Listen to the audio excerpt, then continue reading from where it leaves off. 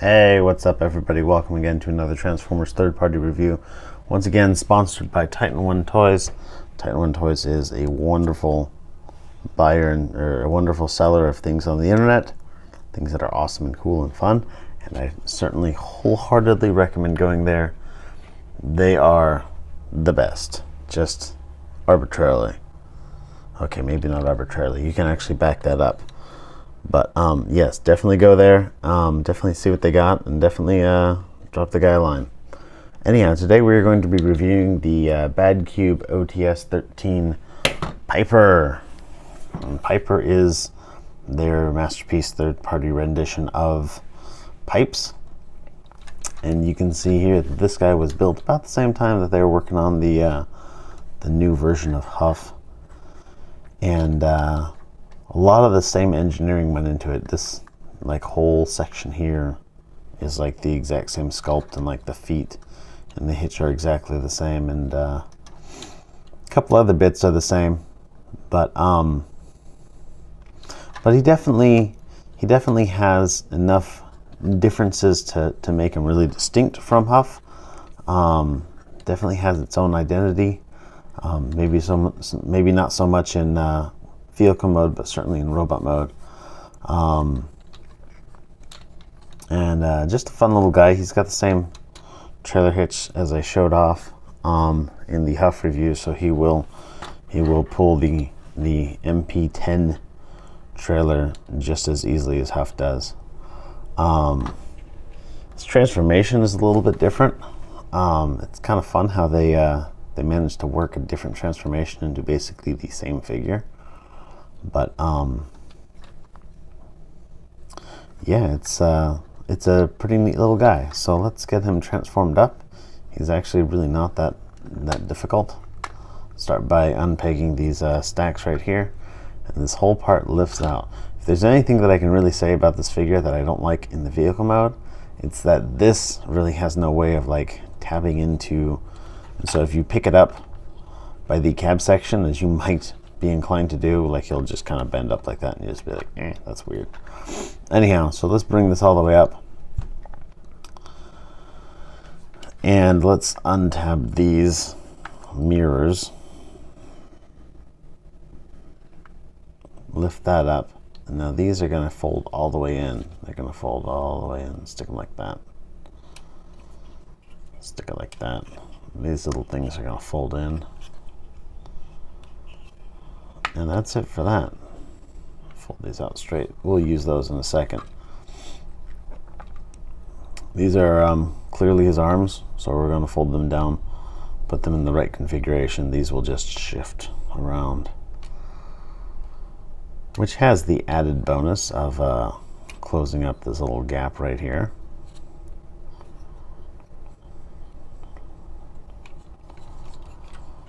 On the back here, we've got these tires on these little pivots here. They're also on this little panel here that folds out, and we are going to fold them all the way out.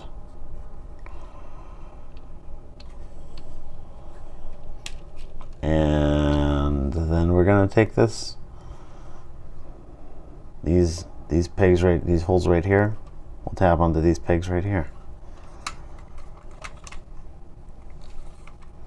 Just like that. Bam, bam, bam. All right, well that's his upper body is all done. Let's get down to the lower body. Lower body, a lot of it's going to be the same as the Huff legs, but some of it's a little bit different. Let's take these panels here and untab them. Come on, untab. Tab is a little bit stiff. There we go. That and that. Now we're going to unfold his foot, bring it down. Let's move these out of the way real quick.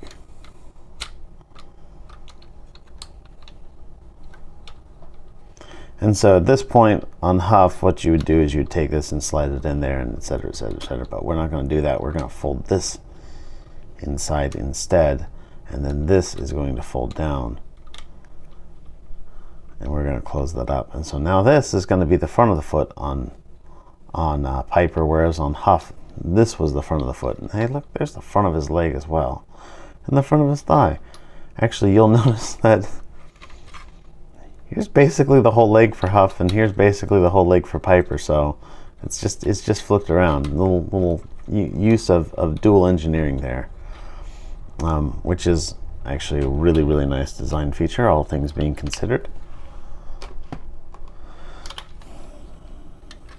Now let's get everything straightened out, stick his feet firmly on the ground, and get him standing up right there. Bam!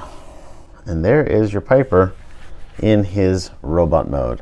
And probably the first thing you're gonna notice is, dang, that dude's got one heck of a backpack. Like, it's like sticking out. It's like the backpack is twice as long as the width of the figure.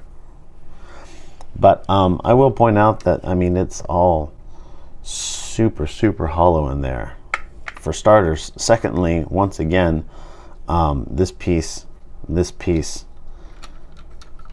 and this piece, they're all die cast. So he's got his center of mass is like really well positioned down towards the bottom of the figure, and I don't have any problem like standing him up. He's not back heavy in any way, shape, or form. He's just going to take up, you know, a little bit extra space on your shelf. It's going to be a little harder to get someone to go right behind him, but his posability is largely the same as Huff's, because he is at his core basically the same figure. But you know, he definitely nails all the different all the right things. You know, he's got the right look down, he's got the good proportions, he's a good iteration of that character. In terms of accessories, all he really comes with in this little sandwich bag. If I can get the damn thing open, which I can, just hold on a second.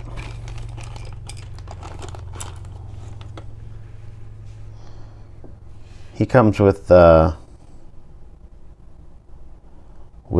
this is clearly either a Cybertronian football or a thermonuclear device. But he comes with this little thing, and if you want, you can like hold it like this.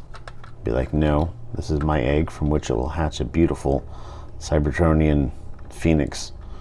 By the way, I reviewed last week. Check it out. There you go. Some placement right there.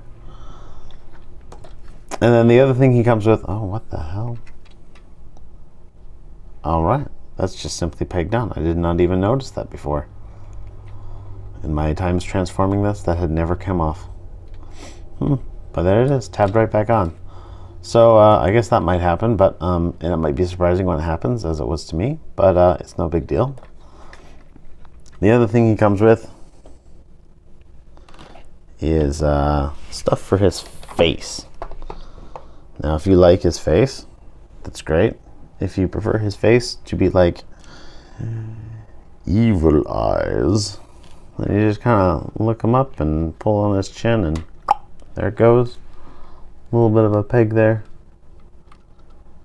And now, Pipe has evil eyes. That's for when he's like really ready to go kill something. And then the third option that it comes with, I guess this is probably meant to replicate his toy look. In case you wanted to have like a visor. He apparently is a huge fan of G1 Jetfire. I mean, who wouldn't be? I'm a big fan of G1 Jetfire. Jeez. He doesn't come with a handgun, but he does come with, you know, the guns are built right into his arms, man. And anywhere he points, there's his guns, just like Starscream. Maybe he's also a huge fan of G1 Starscream. Who knows? But yeah, there's that, and his football, and his faces, and